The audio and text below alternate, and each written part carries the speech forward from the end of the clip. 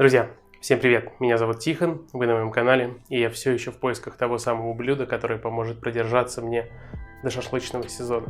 Поэтому сегодня мы готовим шашлык в банке, в духовке. Фразу из недавнего видео про то, что шашлык больше не нужен, когда мы готовили ребрышки, многие из вас не оценили. Ну что ж, наверняка у вас у многих есть возможность сразу выйти к мангалу, пожарить шашлыки даже зимой.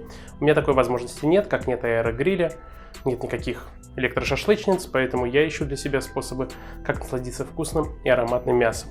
У меня здесь шикарный кусок свиной шеи. Посмотрите, какой он хороший. Прожилки из жира вперемешку с сочным мясом. Нарезаем на кубики. Готовить я буду на деревянных шпажках, поэтому и кусочки мне нужны не очень большие. Ширина стейков примерно 1,5-2 см. Нарезаем полосочками. И вот на такие кубички.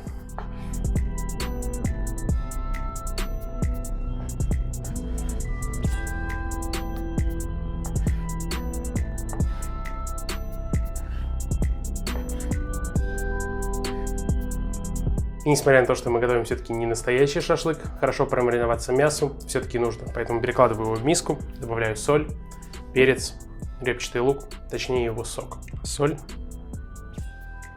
Немного свежемолотого перца.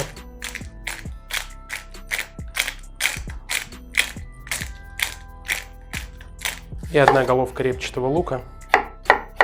Вначале тоненькими кольцами.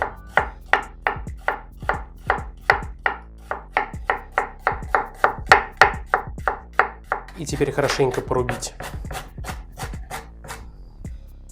Лук также можно немножко присолить, чтобы он лучше давал сок. И еще буквально чуть-чуть его порубим. И отжимаем репчатый лук над нашим мясом. Не плачет тот, кто не готовит, а скупая мужская слеза во время маринования шашлыка – это дело святое. Все хорошенько перемешиваем.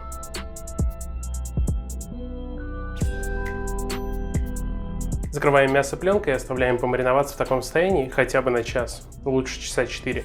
И будем продолжать. Мясо промариновалось, а это значит, что мы можем формировать наши шампурчики с шашлыками. Но мясо я пока откладываю в сторону и займусь подготовкой овощей. Нам же нужно, чтобы все смотрелось красиво. Нарезаем сладкий перец, оранжевый, красный и немного репчатого лука, чтобы нанизывать их на шпажки, чередуя с мясом.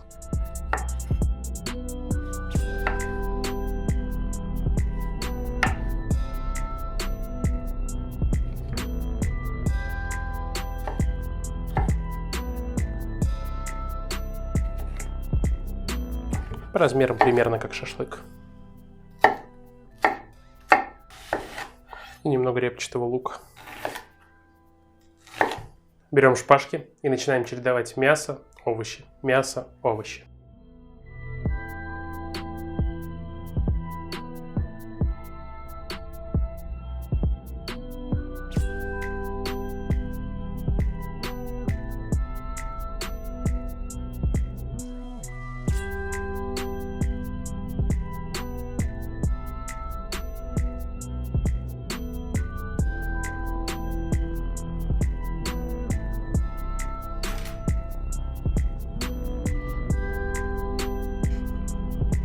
Красавцы!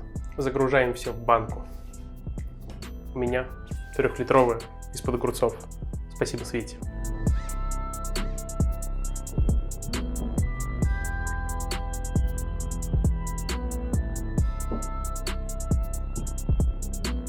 Вот такая красота у нас получается.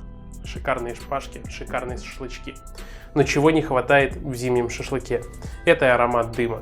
И, конечно, мы могли бы накидать туда опилок, но мы понимаем, что когда это будет запекаться, будет выделяться сок будет идти вниз, будет заливать все внизу, и никакие опилки не будут давать дымок, потому что их просто зальет. Поэтому я буду использовать жидкий дым. Сейчас, наверное, меня уже начали накидываться в комментариях, что жидкий дым это плохо. Я с вами полностью не соглашусь, потому что жидкий дым проходит все этапы очистки. Из него как раз в отличие от натурального копчения убирается тяжелая смола, убираются канцерогены, И по сути это концентрированный вкусный аромат. Я лично сам его часто достаточно использую в домашнем приготовлении. И для таких шашлычков, мне кажется, он классно подойдет. 1 столовой ложки будет достаточно. Опять же, это все будет испаряться. Мы не мариновали в нем шашлык. Он будет лишь давать аромат во время запекания. Буквально 1 ложечку. Пусть плещется на дне. Верхнее отверстие я закрываю фольгой, чтобы все томилось в собственном соку. Разогреваем духовку до 160 градусов, и очень важно банку ставить именно в холодную духовку, чтобы духовка нагревалась вместе с нашей стеклянной банкой, иначе она просто может лопнуть. Будем запекать 1,5 часа при 160 градусов, потом духовку выключаем и даем постоять еще полчаса, опять же, чтобы банка равномерно остыла вместе с духовкой. Не вытаскиваем из горячей духовки банку прям сразу. Лопнет все мясо зря, осколки не соберете. Нагрев вверх-вниз, 160 градусов.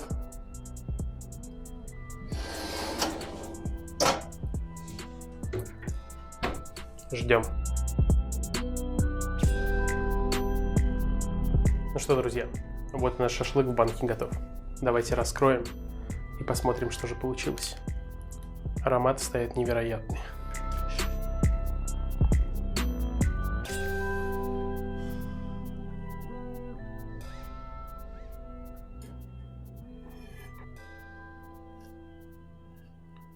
Смотрите, какое нежное мясо. Я бы не сказал, что оно получилось зажаренное, как шашлык, скорее протушенное. Но тем не менее запах дымка, которого я хотел, я добился.